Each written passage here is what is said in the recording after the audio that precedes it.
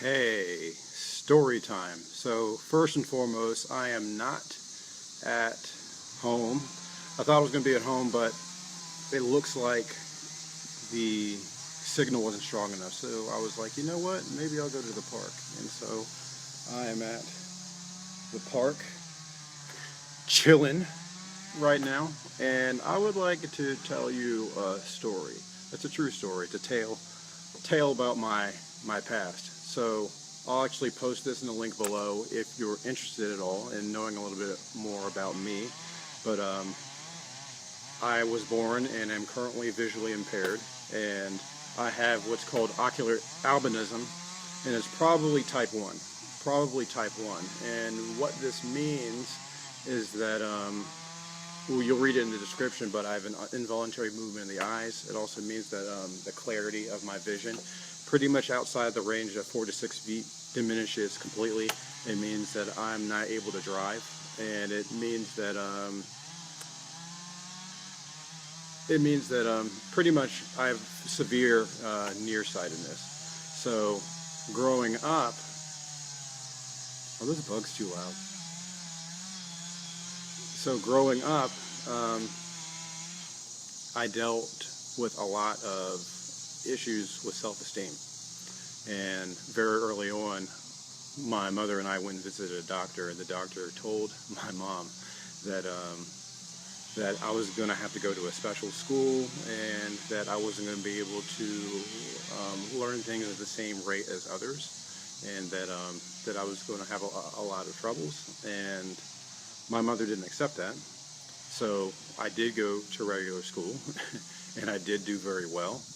And for a long time growing up, I was very much in a situation where I felt that I wanted to just be like everybody else, that I wanted to be um, accepted and part of the pack, so to speak. I didn't want to be different. I didn't want to be questioned as to why I was holding large print books. I didn't want to be questioned as to why I had visual aids. I didn't want to be questioned as to why I had to sit in the front in every classroom. I didn't want to be questioned as to why I needed extra time on test, or who was this person that was coming to visit that was taking me out of the class. I didn't want attention brought onto myself, and so for the longest time, it was discouraging. I felt that it was discouraging, and I had a revelation probably this week, actually, either this week or within the last 2 weeks, that I'm actually grateful for all these experiences. I'm grateful for all these moments where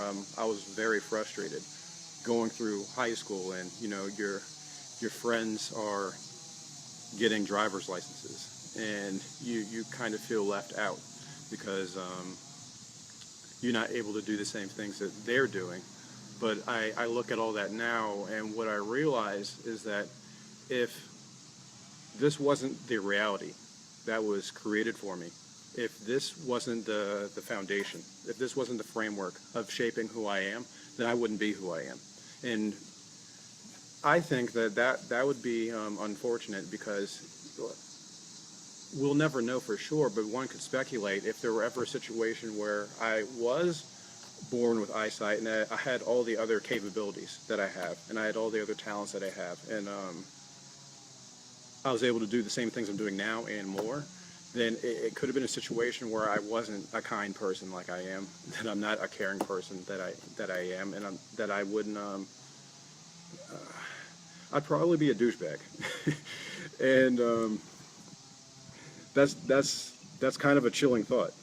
That's not something that I would want to be, and so it also creates a situation that I always look at the brighter perspectives of things, and I I realize what good things that I have, and I don't take anything for granted, and I have an inherent grit, um, because whatever I'm doing, in the case of, in comparison to the majority of the population, I have to work just a little bit harder, and because of that, it's given me basically a survival tactic. It's like, for me to operate at a high level, it's not a worthy ideal. For me, it's survival.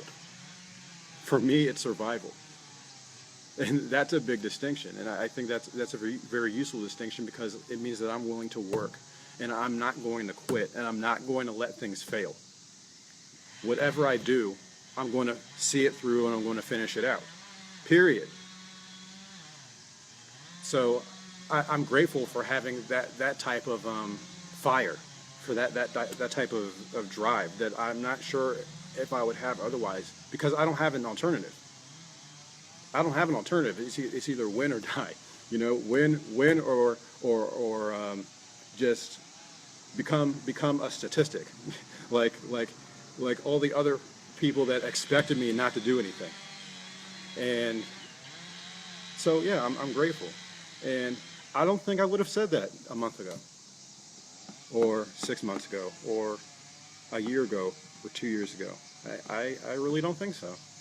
And I think that's emotionally freeing.